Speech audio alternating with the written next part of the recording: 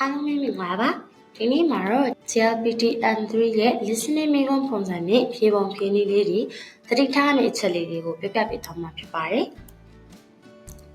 ပထမဆုံးအနေနဲ့ N3 listening မှာပါဝင်တဲ့ပုံစံမျိုးအစားတွေကိုအရင်ဆုံးပြောပြပေးပါမယ်အဲ့တော့ N3 listening မှာပုံစံမျိုးအစားအဖြစ်5မျိုးပါဝင်ပါမယ်မွန်နိုင်အချီနဲ့မွန်နိုင်ကိုအချီပေါ့နော်အဲ့တော့မွန်နိုင်အချီကတော့ခတ်တိုင်းလိကိုင်ဖြစ်ပါတယ်မွန်နိုင်နီကတော့ပိုင်တိုလိကိုင်ဖြစ်ပြီးတော့မွန်နိုင်ဆန်ကဂိုင်ယောလိကိုင်မွန်နိုင်ယောဟတ်ချွာဟျိုကန်မွန်နိုင်ကောကတော့ဆောကုချီအိုတိုဆိုပြီးတော့အမျိုးအစား5မျိုးပါဝင်ပါတယ်အဲ့ဒီအမျိုးအစားတွေတစ်ခုချင်းစီကဘယ်လိုမျိုးဖြေရမှာလဲဘယ်လိုပုံစံမျိုးတွေလဲဆိုတာကိုတစ်ခုချင်းစီလေ့လာကြည့်မယ်နော်အဲ့တော့နံပါတ်1ဖြစ်တဲ့မွန်နိုင်အချီဂါတိုင်းလိကိုင်အဲ့တော့မွန်တိုင်းအချီကဒီစကားပြောတွေကနေပြီးတော့ပေါ့နော်တောင်းဆိုတာတွေညွှန်ကြားတာအကြံပေးတာတွေကိုနားထောင်ပြီးတော့ဘာလို့ရမှာလဲဘာလို့တက်လဲဆိုတာမျိုးကိုစဉ်းစားရတဲ့မိကုံးပုံစံမျိုးဖြစ်ပါတယ်ဒီခါလေးမှဒီလိုပုံလေးတွေကနေပြီးတော့လေးပုံတွေကတပုံရွေးခိုင်းတာမျိုးလေးရှိတယ်လို့မျိုးဒီလိုစာမျိုးလေးတွေက၄ခုတည်းရတယ်တစ်ခုရွေးခိုင်းတာမျိုးတွေလည်းလာတတ်ပါတယ်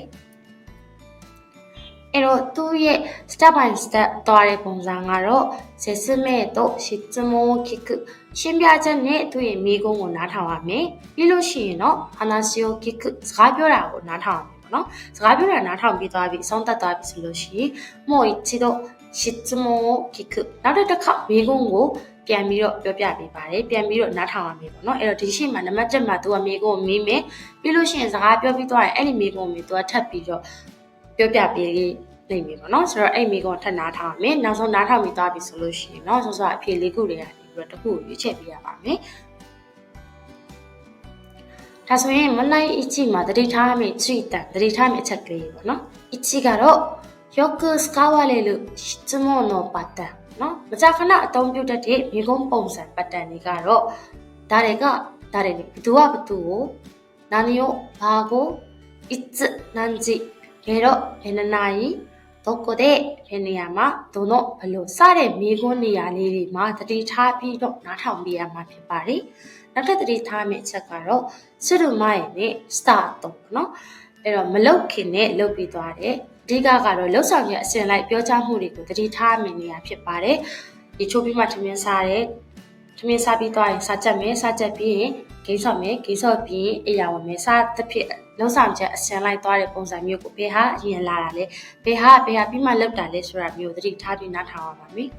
နံပါတ်3တစ်ချက်ကတော့最初にすることを聞く質問のパターンเนาะအဲ့တော့သူကမိကုံးမေးတဲ့ပတ်တန်အမျိုးအစားအဖြစ်အဓိကအဖြစ်3မျိုးပေါ့နော်ပထမတစ်ခုကကျတော့この後まず何をしなければなりませんかအဲ့တော့ဒီစကားပြောကြီးကိုနားထောင်ပြီးသွားတဲ့နောက်မှာအရင်ဆုံးဘာကိုမလုပ်လို့မရဘူးလေဆိုရင်မိကုံးမျိုးလာတက်တယ်နောက်တစ်ခုကကျတော့まず何をしますかအရင်ဆုံးဘာကိုလုပ်မှာလဲသူရဲ့လှုပ်ဆောင်ချက်တွေထဲမှာသူအရင်ဆုံးဘာကိုလုပ်ရမှာလဲလို့မိကုံးပုံစံမျိုးတွေဖြစ်ပြီးတော့နောက်တစ်ခုကကျတော့これからどうしますかခုဘယ်လိုလုပ်မှာလဲပေါ့နော်ဆိုတော့အဲ့ဒီမိကုံးတွေကိုတတိထားပြီးတော့နားထောင်ပြရမှာဖြစ်ပါတယ်ဝန်တိုင်းနီကတော့ point လိကိုင်လို့ခေါ်တဲ့ key point တွေကိုနားလဲအောင်ပြုလုပ်ရတဲ့မိကုံးပုံစံမျိုးပါသူကတော့ဝန်တိုင်းအချီနဲ့အလားတူစင်တူပုံစံလေးဖြစ်ပြီးတော့သူကစကားပြောတဲ့ကနေပြီးတော့မိကုံးမိခံရတဲ့ key point ကိုပေါ့နော်ဖတ်ဆုပ်ပြီးတော့နားထောင်ရတဲ့မိကုံးပုံစံမျိုးဖြစ်ပါတယ်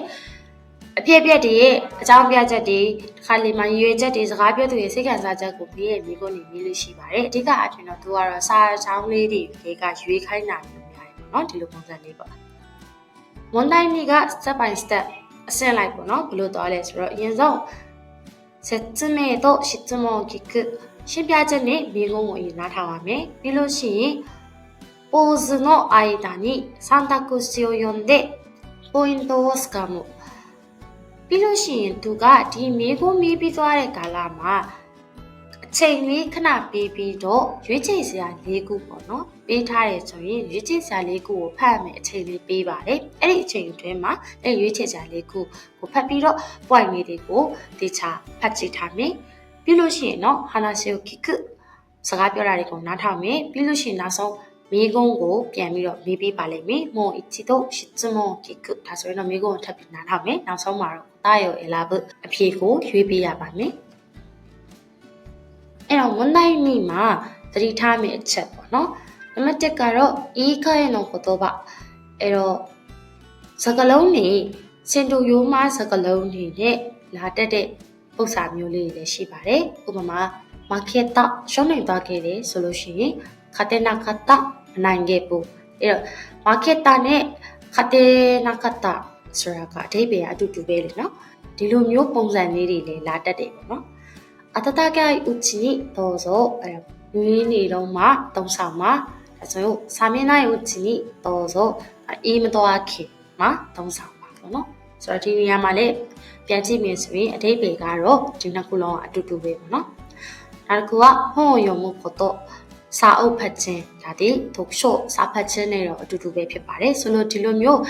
အေးကိုင်းသောကတော့ပါလေးတွေကိုလည်းသတိထားပြီးတော့နားထောင်ပေးရမှာဖြစ်ပါတယ်နောက်တစ်ခုကကြတော့必要な情報だけを聞き取りますလိုအပ်တဲ့အရေးကြီးတဲ့အချက်အလက်နေရာကိုပဲတည်တည်ချာချာနားထောင်ယူလို့ရပါတယ်ဆိုတော့မိကုန်းကဘာကိုမေးတာလဲဆိုတော့မိကုန်းနဲ့တက်ဆိုင်တဲ့ point နေရာလေးတွေကိုအဓိကထားပြီးတော့နားထောင်ပေးမယ်ဆိုလို့ရှိရင်တော့ရပါပြီကြည့်ရှုပေးတဲ့အတွက်အားလုံးကျေးဇူးတင်ပါတယ်